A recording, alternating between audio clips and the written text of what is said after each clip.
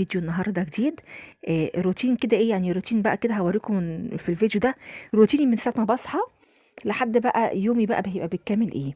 بصوا انا كان صبحه كده كان نفسي في اكله سمك مقلي. انتوا ساعات الواحد بيجي له كده يبقى ايه يعني نفسه كده يعني جايه على اكله معينه. كنت عامله سمك مشوي زي ما انتوا شايفين. طبعا الفيديو دوت عاملاه من يوم الاربعاء وقت ما هينزل لكم بقى السبت او الحد. آه، في الوقت اللي هينزل فيه.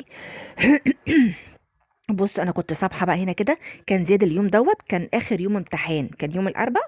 حبيبي، عقبال يا رب الناس كلها ولادكم كلها.